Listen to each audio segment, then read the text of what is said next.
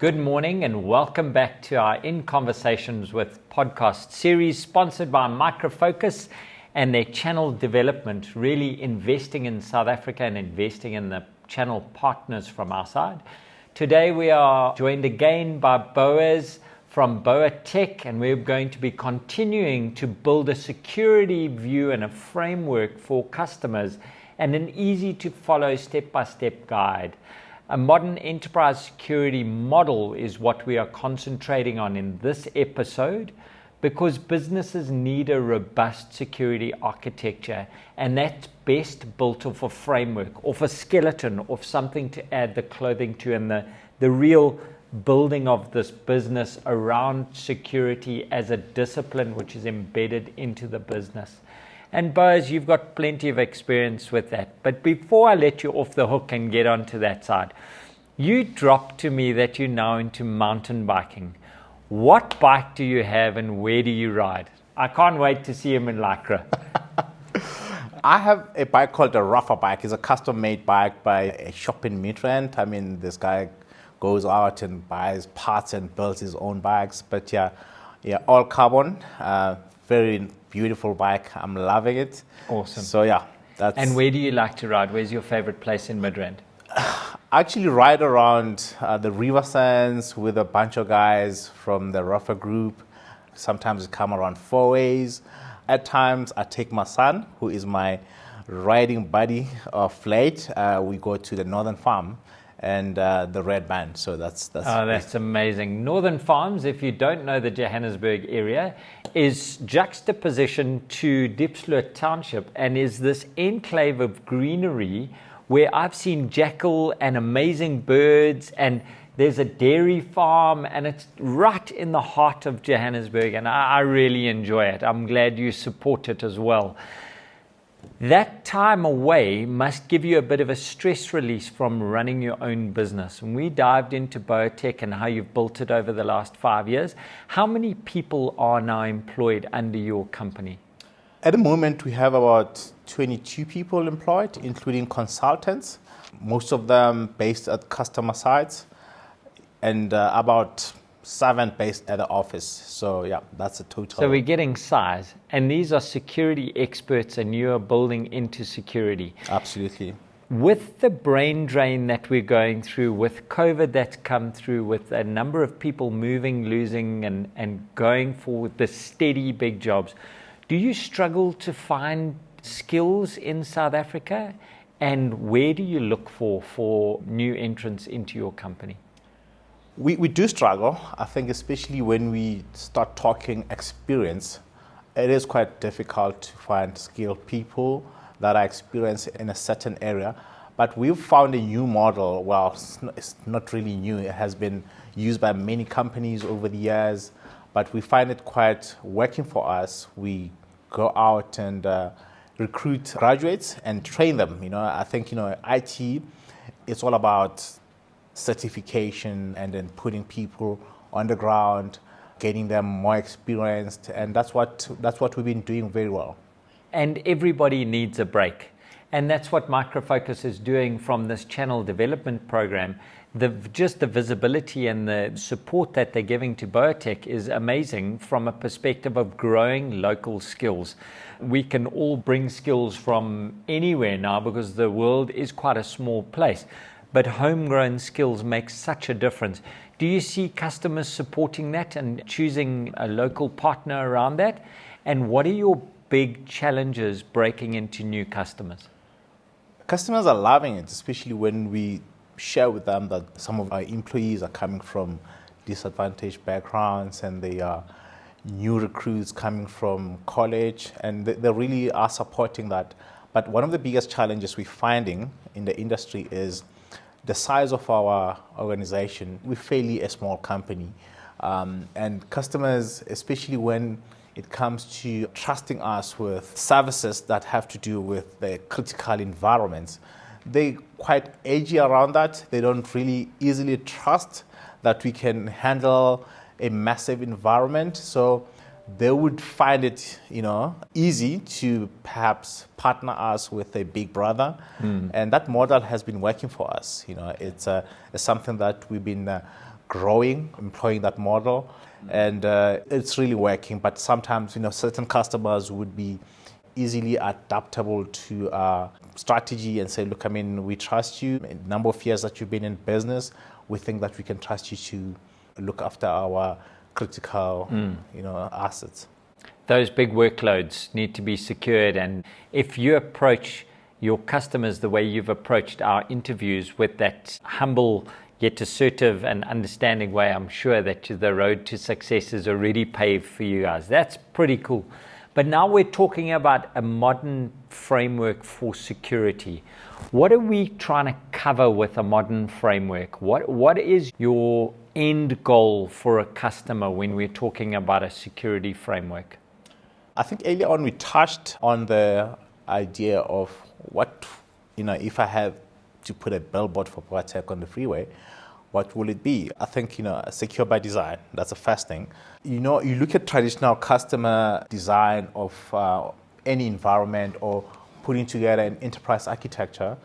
Traditionally, it was just putting an architecture that talks to the strategy, IT strategy as well, but there was no design, there was no security in mind in that design of an enterprise architecture. Okay. So for me, the modern architecture of an organization has to be, when you're designing your enterprise architecture, have security in mind. Okay. When you're designing your IT or you're building your IT strategy, have security in mind, because you can talk about application, data, infrastructure, and ignore security and try to embed security afterwards. It doesn't really work, because it sounds like security becomes an addition where it's supposed to be something that is, it's built by design, Yeah. So you're saying don't add the egg after you've baked the cake. Absolutely. Okay, because it's not going to taste great, hey? In this rapidly changing work from anywhere world, how are you seeing or advising customers to keep up with their security framework in an ever-changing environment? The most common thing these days about organizations working from home, people working from home, is that you have to adapt to remote login.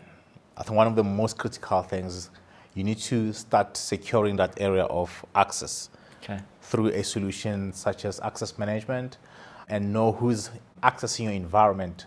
One of the recent attacks have been launched through taking identity of a user working from home and accessing the organization's environment through a home network.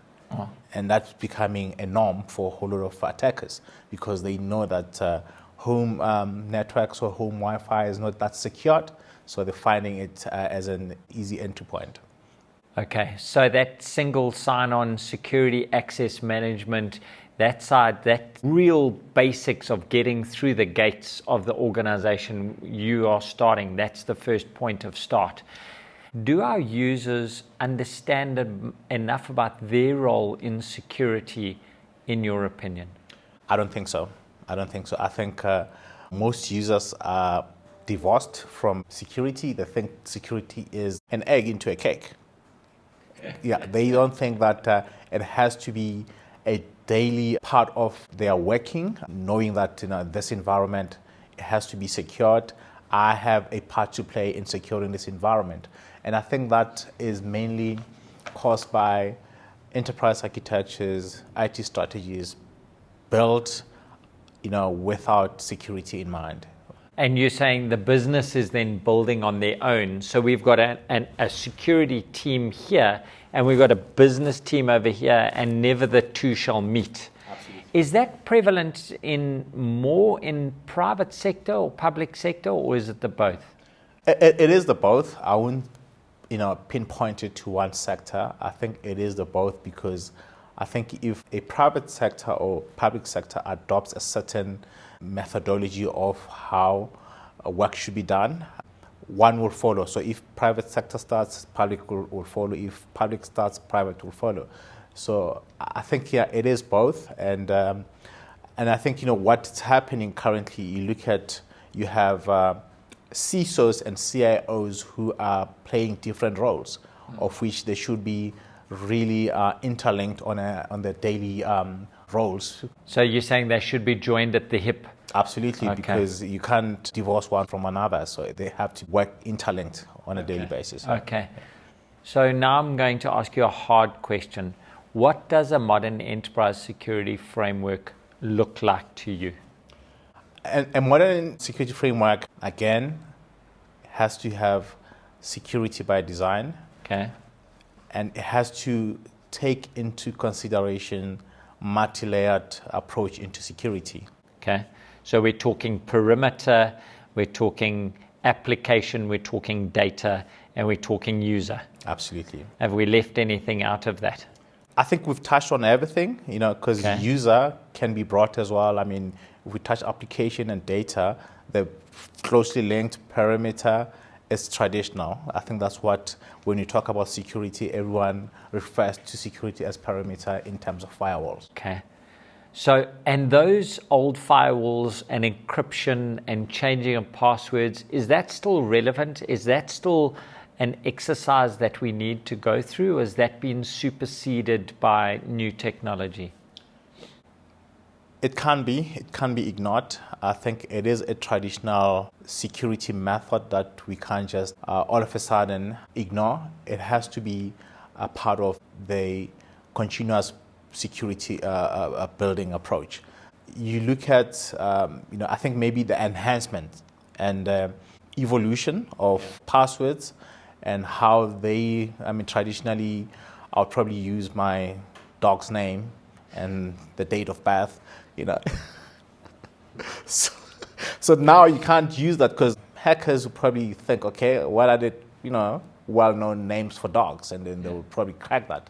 But, what's really changing the game is a multi-factor authentication where you can use your iRetina, your biometric, together with your password, and that becomes a multi-factor. If you break into one, you'll probably struggle with the two. So basically you work in science fiction movies. Hey, you want to do the retina scan, we're going to take my eyeball out, hold it up there. It's going to be pretty cool. That is pretty cool. Tell me, now we've got the secure by design. We've got an enterprise security model that we can hang our hats on. This evolution of it, we've got to have a way of centrally looking at the data that we can see if it's working. Is that a myth or does that exist? Is there a way to look at an enterprise through one pane of glass from a security perspective to application, perimeter, data, and user? Or are they all fragmented and we need to check them? I think the ultimate goal has to be one pane of glass because you want to simplify the management. You want to make it easy for any organization managing their security to be simplified and easy for anyone coming into the environment. The fragmentation is what's causing the chaos in today's frameworks that are still existing.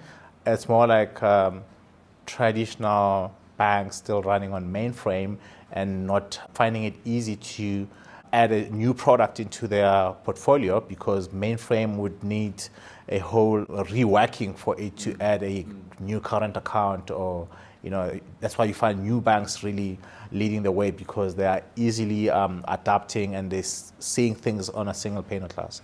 Yeah. COBOL turned 60 this year.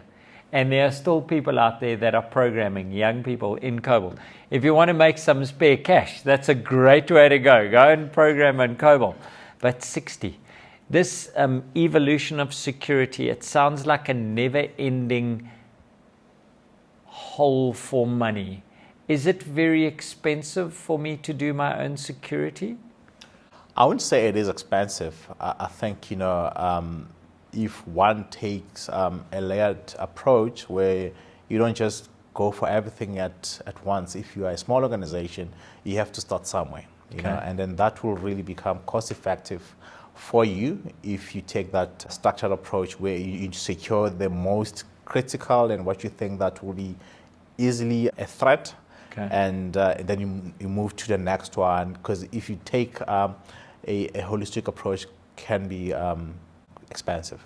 Okay, so when you say holistic approach, I say a paranoid approach. So we don't have to be paranoid. With your contracts with your customers now, do you get nervous if there's a breach and sensitive data is lost? Is it you who's in trouble, or is it the customer who's in trouble, or are you both standing in front of the committee? I think the blame gets shared because obviously at the end of the day, we take an internal blame to say, look, I mean, we should have maybe overemphasized this to the customer. Okay. If maybe with debt and then they didn't take it into consideration. And, sometimes we want to be in the forefront advising customers about a particular threat that's coming. Okay.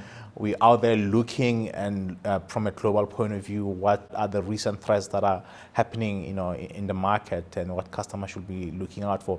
But equally, customers have architects and technical people who are very good at understanding the threats and really out there looking out at what's common in the market, what are banks being attacked worldwide, or any kind of company for that matter. Okay. Yeah.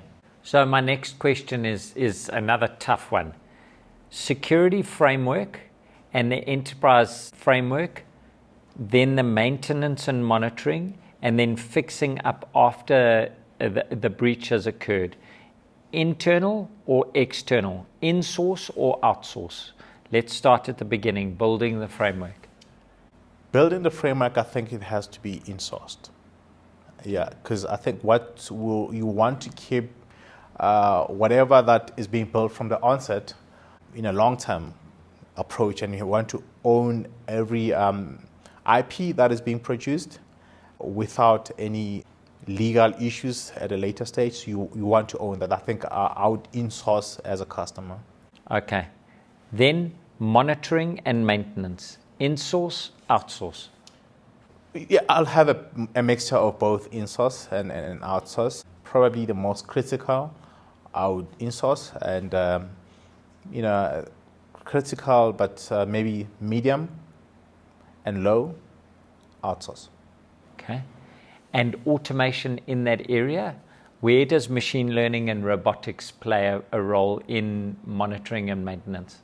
In repetitive tasks, you want to use machine learning and robotics and probably less people and employ a lot of technology. And yeah, I think that is really a new drive into the fourth industrial revolution. And that's what customers are looking at in the near future. I mean, you look at what Klaus Schwab mentioned in the fourth industrial revolution is about the jobs that will be taken by machines, and monitoring is one of them. Yeah. I do a lot of these podcasts on security, and everyone's talking about machine learning and AI and almost self-healing systems, but very few are talking about it today. And I think that they're overlooking those things like startup of databases, checking applications, checking perimeters, which are already automated. So I think our security teams are actually doing pretty well out there on that side. And I'm glad your answer was there from a monitoring and maintenance in a hybrid environment. And there's almost a third leg, which is that automation and where it sits, which I'm seeing a lot of. And just kudos to the security teams for almost being the front runners in the automation, because they're 24/7, 365, aren't they? Absolutely. I mean, you signed up for a terrible job if you didn't enjoy work, because you are always on call. The last one, when we have the breach, which has happened, in-source, outsource, the fix-up. The fix-up, again, I would say have a hybrid, because you internally would want to really would have learned from your service provider about how quickly we can learn, and then you want to safeguard that IP of how quickly can we recover from an attack. So you in-source that, but you get help from service providers to help you to quickly recover and cross all the T's and dot the I's in terms of things that you might omit, and then you need some help in recovery. That becomes really critical for the success of the business. We've spoken about enterprise security models being built by design. How does that help when it comes to issue resolution from the side? When you build by design, I think as part of the enterprise architecture, you would have problem resolution as part of your enterprise architecture, and talk about disaster recovery, which will cover the security threat, because it is what disasters are all about in recent times. So it is important, because when you have secured by design from putting your enterprise architecture with security in mind, you would identify and list all those processes that you have to go through in terms of a disaster. And that becomes critical, really, because when you have the framework and you have incident management and the monitoring, that will be detailed from a secured by design enterprise architecture. So we can get to the root cause a lot quicker than if there's just general chaos or organic growth. Chaos is not a word. None of our customers have chaos. We have organic growth. Yes, we understand that. This enterprise security model that we've been building now just got flipped on its head by bring your own device, bring any device and work from anywhere. Have you seen a change to your enterprise architecture in the last 18 months? It's the change into the enterprise architecture is ever evolving, because you talk about IoT, that's basically where we start talking about BYOD, bring your own device. But if you don't have that external device coming into your environment, planned and built by design, secure by design, from your enterprise architecture, when that comes in, it becomes a shock into your system. And you need to have mechanisms of, if I'm bringing in someone who has an iPad or a MacBook or any kind of device into my environment, how does that impact the security of my environment? So it is very important that you have that from the onset. Hence, again, you have to secure by design, putting all those elements and all those shocks that can be damaging if unplanned, but critical and important if planned.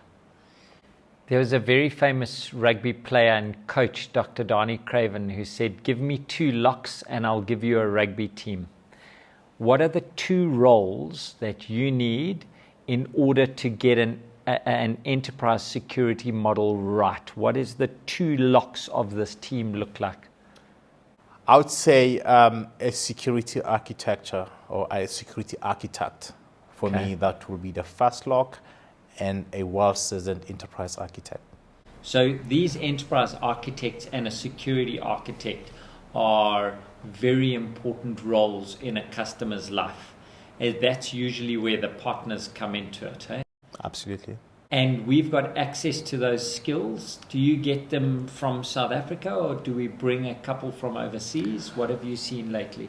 Lately, I think South Africa has been building up to those kind of skills. We have a good growth in those kind of skills, but we still have a huge dependency on the global market. I think, looking at our maturity level when it comes to security, it hasn't developed to those levels, but we're getting there. I think a lot of local skills are really gearing up for that kind of knowledge. And is Micro Focus responsive to put you in contact with global partners to help when you've got a big bank that you need to architect or a big manufacturing environment? Definitely. I think very helpful. I think we have access to a pool of resources globally that can always come in when required. That's awesome to know. That's awesome to know. As your industry has been evolving again over the last 18 months, and we are talking about an enterprise security model that's evolving, what surprised you the most that you've seen at customers regarding enterprise security models?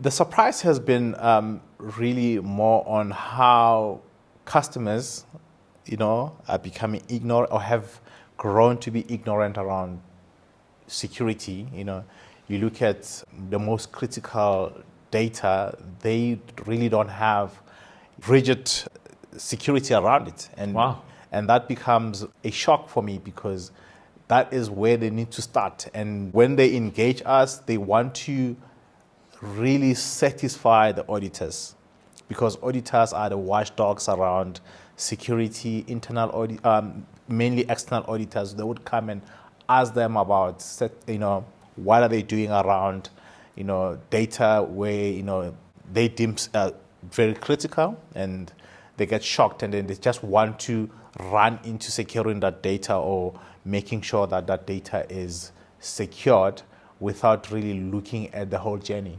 Wow. So it's maybe the tsunami of the last 18 months.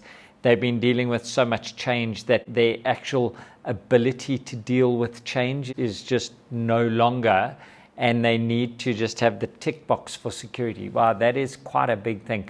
If that's you, speak to Boas, and we can get you on path to get your security in place, because that's not a healthy situation to be in, hey? Absolutely. I think, because what then happens is you just want to pinpoint at one symptom in a pool of symptoms that are causing issues in your environment without looking at, where it starts really, because you need to know the origin of your problems and design your environment. Start from the beginning. The security for most customers is all about parameter, and if they have parameter, they think that that's it. We are secured. But identity management, how do you identify who comes into your network, your environment? And that is becoming a big issue, especially around the pandemic, working from home. It has really caused a lot of problems, but mainly customers don't respond to a security sales pitch.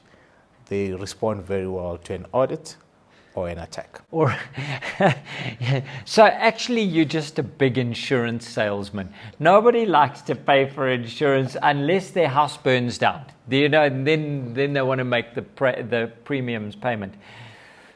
If you could sit next to a leading expert in Micro Focus, what would you ask them about the next 18 months? I would want to find out about the next trends of IT security in general, but more specifically around application and data, because in recent times we're building applications on the go on cell phones that are becoming really critical for daily living, applications that are changing lives. But how secured are they, and what's the next method of attacks that will be launched in the next 18 months? As the boss of a security company, how do you self-educate? Where is your source of learning coming from to stay ahead of the game for your customers? Seminars, conferences, whole lot of reading, podcasts. What is giving you hope right now as a business owner for South Africa in the security space? We're fast adopting to the new trends. We are responsive. We kind of a landing pad for new technologies that are coming from a global market. If there is going to be any attack, it'd probably be in South Africa, and we're kind of aware of that, and we ready. We have among the biggest companies in South Africa, whether global companies or local companies, and that really puts us in a forefront of awareness and proactiveness rather than reactive. Awesome. I'm going to move away from you looking for customers and talk around the company again for 2 more minutes. If you could do it again, what would you change from 5 years ago to today where you're sitting? I would change the approach into the early stages of how we looked at the business. I think we put in the big bets, and security was one of them. Cloud, definitely. Mobility. But I would really put security higher up than cloud, close to it, and maybe mobility. Because I think the hierarchy was different when we started. And this really, the focus on how we want to help organizations to be more secured and look at growing with security in mind for organizations, for our customers, that would really be a game changer for us. If I have to redo this again, I'd put it in that hierarchy. Excellent. I like that. You were a young man who went to a township school. You must have had a teacher that influenced you to get onto this path for business and success. Who's that teacher and where are they today?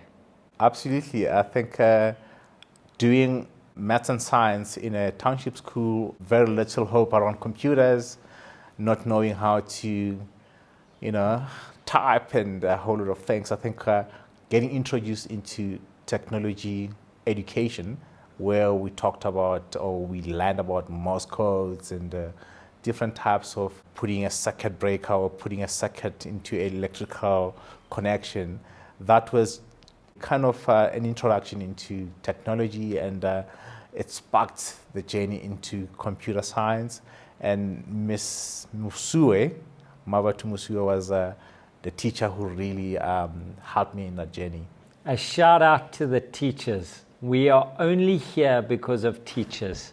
Thank you for that, giving us a little bit of a view into your life. If we are coming to the end of this episode, which is Enterprise Security Model, what is the one question I should have asked you that I haven't? Why did I choose computer science? Why did I choose technology? No, I'm going to ask you that in the next episode. That's the next episode, because we've already established you could have been a front row forward for the Lions. Absolutely. You know what I mean? You could. Boas, once again, it's been really interesting spending some time with you and getting to know you. I can't wait to see you in Lycra, hanging around the Four Ways area, having a cup of coffee or having a cycle. And when we are talking about enterprise security models and your enterprise architectures, folks, choose those people wisely. Look at the partners that you're going through. And there is a reason why Micro Focus is spending time on BoaTech and building the company out there. Good people invested in South Africa and ready to grow. From my side, Daniel Robus, it's been brilliant to host you again. I'm going to sign off episode 2 of our 6-part series. Thank you.